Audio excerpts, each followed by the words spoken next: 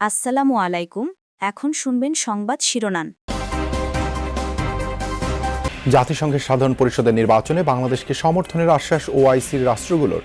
সৌদিতে পররাষ্ট্রমন্ত্রীর সাথে 5 দেশের প্রতিনিধির আলাদা বৈঠক। কোনো দেশের প্রতি বিএনপি সরকারের দুর্বলতা নেই জানালেন প্রতিমন্ত্রী শামা ওবায়েদ। ঢাকা দিল্লি সম্পর্কে গুরুত্ব পাবে জনস্বার্থ। এলডিসি উত্তরণ পেছানো গেলেও বিশ্ব বাজারে কঠিন প্রতিযোগিতার মুখে পড়বে বাংলাদেশ। মুক্ত বাণিজ্য চুক্তি সইয়ে কূটনৈতিক তৎপরতার পরামর্শ। 100 বছর পর আবারও বড় ভূমিকম্পের সংখ্যা। চলতি মাসে 10 দফায় ঝাঁকুনিকে পূর্বাভাস হিসেবে দেখছেন বিশেষজ্ঞরা। এখনই প্রস্তুতি নেওয়ার তাগিদ। মাদারীপুরে এলজিইডির সড়ক নির্মাণে ভয়াবহ অনিয়ম। গাইডওয়ালের নিচে কংক্রিটের পরিবর্তে কলা গাছ। জড়িতদের শাস্তির দাবি স্থানীয়দের। পাকিস্তান আফগানিস্তান সীমান্তে চলছে তুমুল লড়াই। প্রায় 300 যোদ্ধা হত্যার দাবি ইসলামাবাদের। 55 পাক সেনা নিহত হয়েছে বলছে তালেবান। আসসালামু আলাইকুম। এতক্ষণ দেখছিলেন সংবাদ শিরোনাম, এখন দেখবেন বিস্তারিত। জাতিসংঘের সাধারণ পরিষদ নির্বাচনে বাংলাদেশকে সমর্থনের আশ্বাস দিয়েছে ওআইসিভুক্ত বিভিন্ন দেশ। সৌদি আরব সফর শেষে দেশে ফিরে সাংবাদিকদের একথা জানান পররাষ্ট্রমন্ত্রী ডক্টর খলিলুর রহমান। সফরকালে ওআইসি বৈঠকের পাশাপাশি মোট 5টি দেশের প্রতিনিধিদের সাথে আলাদাভাবে বৈঠক করেন পররাষ্ট্রমন্ত্রী। এসব বৈঠকে পারস্পরিক দ্বিপাক্ষিক সম্পর্ক আরও জোরদারের বিষয়ে ফলপ্রসূ আলোচনা হয়েছে। আগামী জুন মাসে অনুষ্ঠিতব্য জাতিসংঘ সাধারণ পরিষদের অধিবেশনে সভাপতি পদে লড়বে বাংলাদেশ। প্রতিদ্বন্দ্বিতা হবে সাইপ্রাসের সাথে। এরই মধ্যে জাতিসংঘ সাধারণ পরিষদের সভাপতি পদে বাংলাদেশের প্রার্থিতা ঘিরে শুরু হয়েছে জোর কূটনৈতিক তৎপরতা। সৌদি আরব সফর শেষে ঢাকায় ফিরে পররাষ্ট্রমন্ত্রী ডক্টর খলিলুর রহমান জানালেন, ওআইসিভুক্ত দেশগুলো সমর্থন দেবে বাংলাদেশকে। আমাদের প্রধান একটা উপজীব্য বিষয় ছিল যে এই অল্প সময়ে আমরা কতটুকু পথ অতিক্রম করতে পারবো নিশ্চিত জয়ের জন্য, এবং সেটা বোঝবার জন্য আমরা আমাদের ওআইসি বন্ধু দেশগুলোর সঙ্গে কথা বলেছি। আমরা তাদের কাছ থেকে অকুণ্ঠ সমর্থন পেয়েছি, জোর সমর্থন পেয়েছি, এবং তারা বলেছেন যে তারা শুধু আমাদের সমর্থনই করবেন না, আমাদের প্রার্থিতার পক্ষে তারা সারা বিশ্বে প্রচারণা চালাবেন। জনগণের স্বার্থের বিরুদ্ধে ঢাকা দিল্লি সম্পর্কে কোনো সিদ্ধান্ত নেবে না সরকার। এই অবস্থান স্পষ্ট করে পররাষ্ট্র প্রতিমন্ত্রী শামা ওবায়েদ বলেছেন, ভারতকে এড়িয়ে যাবার সুযোগ নেই, তবে পারস্পরিক আস্থা ও স্বার্থ নিশ্চিত করেই এগোবে দ্বিপাক্ষিক সম্পর্ক। এককভাবে কোনো দেশের প্রতি বিএনপি সরকারের নির্ভরতা বা দুর্বলতা নেই দাবি করে শামা ওবায়েদ জানান, সংসদে আলোচনা ছাড়া বিদেশিদের সাথে চুক্তি হবে না।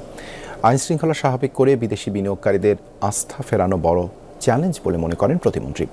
তার সঙ্গে কথা বলেছেন মাহফুজ মিশু। প্রধানমন্ত্রী তারেক রহমানের মন্ত্রিসভায় বড় চমক পররাষ্ট্রমন্ত্রী।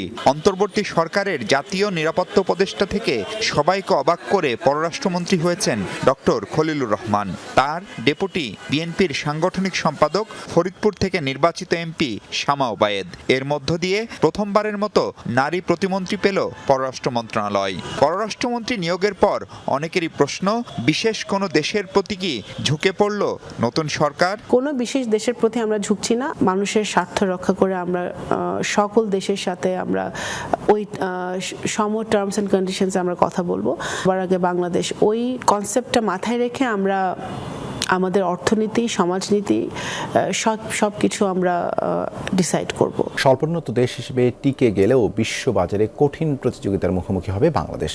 কেননা মুক্ত বাণিজ্য চুক্তি সয়ে এগিয়ে গেছে প্রতিযোগীরা, যার বড় ধাক্কা আসবে পোশাক খাতে। তাই এলডিসি গ্র্যাজুয়েশন পেছানোর আবেদন নিয়ে বসে না থেকে ব্যবসায়ীদের নতুন বাণিজ্য লড়াইয়ে প্রস্তুতির পরামর্শ অর্থনীতিবিদদের। বলছেন, প্রণোদনা দেয়া থামাতে হবে নতুন সরকারকেও। জাতিসংঘের হিসেবে স্বল্পোন্নত দেশ বা এলডিসি হবার সুবাদে বাংলাদেশ রপ্তানিতে সুবিধা পাচ্ছে 51 বছর ধরে। তবে 2018 ও 2021 সালের মূল্যায়নে বাংলাদেশকে এলডিসি গ্র্যাজুয়েশন অর্থাৎ উন্নয়নশীল দেশ ঘোষণার সুপারিশ করে জাতিসংঘের committee for development policy CDP. কথা ছিল সিদ্ধান্ত কার্যকর হবে 2024 সালে, কিন্তু কোভিডের প্রাদুর্ভাবের কারণে গ্র্যাজুয়েশনের মেয়াদ 2 বছর বাড়ানো হয়। গোড়া থেকেই এলডিসি উত্তরণ পেছানোর পক্ষে শিল্প মালিকরা, তাতে সায় দিয়ে জাতিসংঘে চিঠিও দিয়েছে নতুন সরকার, যেখানে বলা হয় গত 2 বছর রাজনৈতিক পালাবদলের কারণে পর্যাপ্ত প্রস্তুতি নেওয়া যায়নি, নতুন মার্কিন ট্যারিফের কারণে বিশ্ববাজারও অস্থির। এসব কারণে দীর্ঘস্থায়ী সংকট তৈরি হলে তা সামলাতে প্রস্তুত নয় বাংলাদেশ। জাতিসংঘের সেই কমিটি যদি মনে করে না আমাদের যে যুক্তিগুলো আছে এই যুক্তিগুলো খুব একটা সবল নয়, তখন কিন্তু তারা বলতে পারে যে না এটা গ্রহণযোগ্য নয়, তোমাদেরকে উত্তোলন করতে হবে, তাই না? কাজে এটা কিন্তু আমরা এককভাবে চাইলে কিন্তু হবে না। তথ্য উপাত্তের ভিত্তিতে যে গ্র্যাজুয়েশনের ক্রাইটেরিয়া মিট করার ক্ষেত্রে যে আমাদের কোনো অসুবিধা হবে না সেইটুকু আমি বুঝতে পারিনি, কিন্তু আমার সার্বিক অর্থনৈতিক পরিস্থিতির যে একটা কঠিন সময় পার হচ্ছে সেইটা একটা কেসিং পয়েন্ট হতে পারে। বিশ্ব বাণিজ্য সংস্থার হিসাবে এলডিসি উত্তোলন হলে বাংলাদেশের রপ্তানি আয় কমবে বছরে $537 কোটি, যার বড় অংশই পোশাক। আবার স্বল্পোন্নত দেশ থেকে গেলেও প্রতিযোগিতা কমার সুযোগ নেই, কেননা বিভিন্ন দেশ কিংবা অঞ্চলের সাথে আলাদা মুক্ত বাণিজ্য চুক্তি সই করে ফেলেছে ভারত, ভিয়েতনাম, কম্বোডিয়ার মতো প্রতিযোগীরা। এক্ষেত্রে বাংলাদেশের অগ্রগতি শুধুই ভুটানের সাথে। বাংলাদেশ অঞ্চলে সবশেষ 96 বছর আগে 1930 সালে সর্বোচ্চ 7 মাত্রার ভূমিকম্প হয়েছিল। এর আগের 65 বছর ভূমি তছনছ করা ভূমিকম্প হয়েছিল 6 বার। বিশেষজ্ঞরা বলছেন নিশ্চিত কিছু বলা না গেলেও প্রায় 100 বছর পার করা ওসব প্লেট যে কোনো সময় তীব্র ঝাঁকুনি সৃষ্টি করতে পারে। এই অবস্থায় বাসাবাড়ি সহ সব অবকাঠামো ভূমিকম্প সহনীয় করে তোলাই হবে প্রধান প্রস্তুতি। গেল বছরের 21 নভেম্বর দেশের অভ্যন্তরে বড় ভূকম্পনটি হয়ে যায় নরসিংদীতে।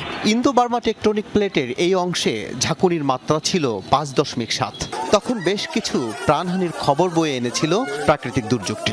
মাত্র 3 মাসের মাথায় শুক্রবার জুমার নামাজের পর 5.4 মাত্রার ভূমিকম্পে ফের কেঁপে উঠল সারা দেশ। চলতি মাস শেষ হওয়ার আগেই 10 দফা ভূকম্পন, গড়ে প্রায় 2 দিনে একটি। এমন ঘন ঘন কম্পন কি বড় বিপর্যয়ের আভাস? মাদারীপুরে এলজিইডির একটি সড়ক নির্মাণে উঠেছে চরম অনিয়মের অভিযোগ। গাইডওয়ালের নিচে শক্ত মাটি বা কংক্রিটের পরিবর্তে কলা গাছের উপর দেয়া হয়েছে ইটের গাঁথুনি, যার ভিডিও সামাজিক যোগাযোগ মাধ্যমে ভাইরাল। ভয়াবহ এই অনিয়মের সাথে জড়িতদের শাস্তির দাবি তুলেছেন স্থানীয়রা। মাটি বা কংক্রিট নয়, কলা গাছের উপর দেয়া হয়েছে ইটের গাঁথুনি। এভাবেই বানানো হচ্ছে মাদারীপুরের একটি সড়কের গাইডওয়াল।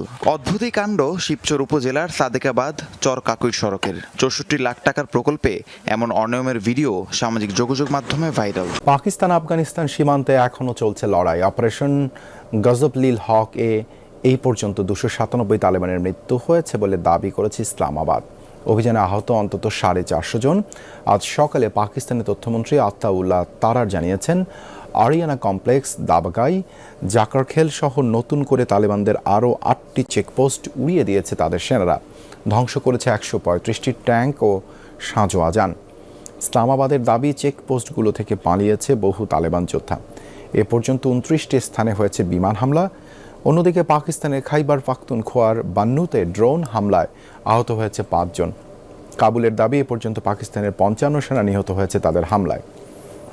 আফগানিস্তান পাকিস্তান সংঘাতে হস্তক্ষেপ করবে না যুক্তরাষ্ট্র, এমন মন্তব্য করেছেন মার্কিন প্রেসিডেন্ট ডোনাল্ড ট্রাম্প। সাংবাদিকদের প্রশ্নের জবাবে ইসলামাবাদের সাথে নিজের সুসম্পর্কের কথাও বলেন ডোনাল্ড ট্রাম্প। প্রশংসা করেন পাকিস্তানের প্রধানমন্ত্রী ও সেনা প্রধানের। এদিকে পাক আফগান সংঘাত নিয়ে উদ্বেগ জানিয়েছেন জাতিসংঘের মহাসচিব অ্যান্টনিও গুতেরেস। অবিলম্বে যুদ্ধ বন্ধের আহ্বান জানিয়েছেন তিনি। দুপক্ষকে আন্তর্জাতিক মানবাধিকার আইন মেনে চলা ও বেসামরিকদের সুরক্ষা নিশ্চিতের আহ্বান জানিয়েছেন জাতিসংঘের মুখপাত্র স্টিফেন দুজারিচ।